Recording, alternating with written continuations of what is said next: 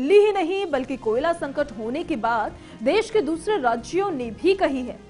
इस लिस्ट में शामिल है पंजाब, महाराष्ट्र, राजस्थान, दिल्ली, झारखंड, उड़ीसा, उत्तर प्रदेश, मध्य प्रदेश। ये वो तमाम राज्य है जहां पर बिजली का संकट देखने को मिल रहा है। महाराष्ट्र में कोयले की कमी से 13 थर्मल पावर प्लांट बंद है। लोगों से पीक आवर्स में आपको बता दें कि बिजली की कमी एक तरीके से कम खपत करने की अपील की जाती है। 3330 मेगावाट बिजली आपूर्ति बंद कर दी गई है। और बात अगर पंजाब की करेंगे तो पंजाब में 3 थर्मल पावर प्लांट हैं जिनको बंद कर दिया गया है। सीएम चरणजीत सिंह चन्नी ने केंद्र से कोयला देने की अपील की है। 5620 मेगावाट के मुकाबले 2800 मेगावाट बिजली पैदा की जा रही है, तो कई पावर प्लांट्स में केवल 1 से 4 दिन तक का ही स्टॉक बचा है। राज्य में 3 से 6 घंटे तक बिजली कटौती की जा रही है और केरल सरकार ने यह कहा है कि कोयले का संकट ज्यादा समय तक रहा तो लोड शेडिंग करेंगे। कोयले की कमी के कारण राज्य में 4 थर्मल स्टेशन बंद किए जा चुके हैं। इतना ही नहीं, राज्य पिछले कुछ दिनों से 15% बिजली की कमी का सामना कर रहा है। जहां एक और दिल्ली समेत कई राज्यों ने बिजली का संकट खड़ा होने की बात कही है, तो वहीं दूसरी ओर केंद्र सरकार ने बिल्कुल इसके उलट बात कह दी। केंद्रीय ऊर्जा मंत्री ने कहा है कि देश में ना तो कोयले की कोई संकट है और ना ही आगे होगा। उन्होंने कहा कि पर्याप्त मात्रा में कोयला मौजूद है जो राज्यों तक पहुंचाया जा रहा है। हालांकि क्या है पूरा सच और क्या राज्य बिना किसी कारण ही केंद्र को लेटर लिख रहे हैं, आखिर इसके पीछे की सच्चाई क्या है, और इन सवालों का जवाब आपको हम दें उससे पहले केंद्रीय ऊर्जा मंत्री आर.के. सिंह ने बिजली संकट को लेकर क्या कुछ कहा है वो पहले आप सुनिए। और जितनी आवश्यकता है उतनी आपूर्ति होती रहेगी। मैंने पूछा कि ये पैनिक क्यों, तो यह पैनिक इसलिए हुआ बिना आधार के, चूंकि जेल ने एक मैसेज भेज दिया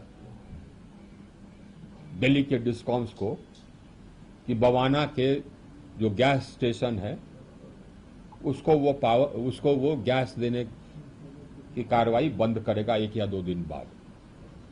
वो मैसेज इसलिए भेजा क्योंकि उसका कॉन्ट्रैक्ट समाप्त हो रहा था। गेल के भी एमडी आए हुए थे, सीएमडी आए हुए थे, उनको हमने बुलाया था। उनको हमने कहा कि कॉन्ट्रैक्ट बंद हो या नहीं हो, ये प्रक्रिया है। गैस का स्टेशन है तो गैस का स्टेशन तो चलेगा। एक है जो कि डोमेस्टिक गैस है, सस्ता है, और दूसरा है इंपोर्टेड गैस जो महंगा है। डोमेस्टिक गैस कम है, इंपोर्टेड गैस अवेलेबल है। हमने कहा कि इंपोर्टेड गैस ही अवेलेबल है तो इंपोर्टेड गैस भी देंगे आप।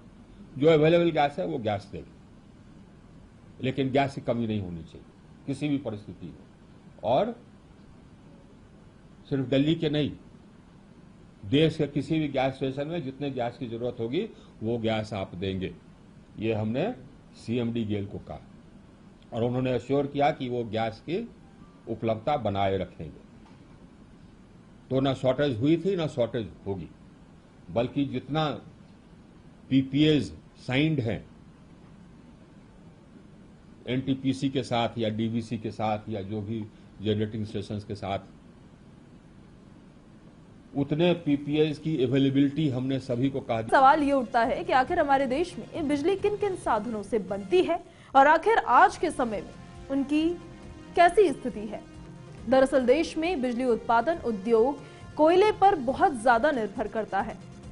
देश में कुल 388 गीगावाट बिजली उत्पादन की क्षमता वाले संयंत्र हैं, जिनमें 54% यानी कि 208.8 गीगावाट बिजली कोयला आधारित संयंत्रों से पैदा होती है।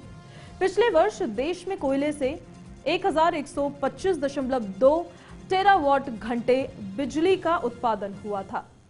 केंद्रीय विद्युत प्राधिकरण के आंकड़ों के मुताबिक देश में कोयला आधारित बड़े 135 पावर प्लांट्स में 4 अक्टूबर को आधे से ज्यादा संयंत्रों में 3 दिन से भी कम का कोयला भंडार बचा था। यानी कि कोयले की कमी देश में है, यह सच्चाई है। लेकिन अब सवाल उठता है कि आखिरकार कोयला संकट के पीछे कारण क्या है। आखिर कोयले की अचानक से कमी कैसे हो गई। ध्यान रहे कि देश में कोयले की कुल खपत की ज्यादातर आपूर्ति घरेलू उत्पादन से हो जाती है। देशी कंपनियां जो है वो कोल इंडिया लिमिटेड दुनिया की सबसे बड़ी कोयला खनन कंपनी है, जो देश के करीबन 84% कोयले का उत्पादन करती है। बाकी का कोयला विदेशों से आयात किया जाता है। अप्रैल जून की तिमाही में कोयला भंडार कम हो गया, क्योंकि उस वक्त कोरोना की दूसरी लहर के कारण खनन पर जबरदस्त असर पड़ा। फिर मानसूनी बारिश में भी खनन का काम जो है वो प्रभावित काफी हुआ। यही नहीं, मानसून के ज्यादा दिनों तक चलते उसके कारण भी ट्रांसपोर्टेशन में दिक्कतें आई। यानी कि खनन कंपनियों के पास कोयला तो है, लेकिन वो समय पर पावर प्लांट्स तक नहीं पहुंचा सका। इधर देश के कोल माइनिंग कम हो रही थी, तो दूसरी तरफ विदेशों में कोयले का भाव रिकॉर्ड जो है वो ऊंचाई को छू रहा था। मसलन इंडोनेशिया में मार्च महीने में कोयले की कीमत $60 प्रति टन थी, जो सितंबर में बढ़कर $200 प्रति टन तक पहुंच गई। इस कारण कंपनियों ने आयात करना बंद कर दिया, क्योंकि राज्य एक तय रेट पर ही कंपनियों से बिजली खरीदते हैं, और अगर बिजली महंगी खरीदी जाएगी तो बेची भी महंगी जाएगी। लेकिन राज्य सरकारें वो रेट देने को तैयार नहीं है। दरअसल कुछ महीनों से कोयले की आपको बता दें कि घरेलू कीमतों और वैश्विक कीमतों में बड़ा अंतर देखने को मिला है। इससे कोयले का आयात प्रभावित हुआ है और कम हो गया है। रॉयटर्स की एक रिपोर्ट के मुताबिक भारत में 80% से ज्यादा कोयले वाली कोल इंडिया में आयात होने वाले कोयले से बनने वाली बिजली में कमी आई है। यही कारण है कि ये स्थिति जो है वो बन गई है।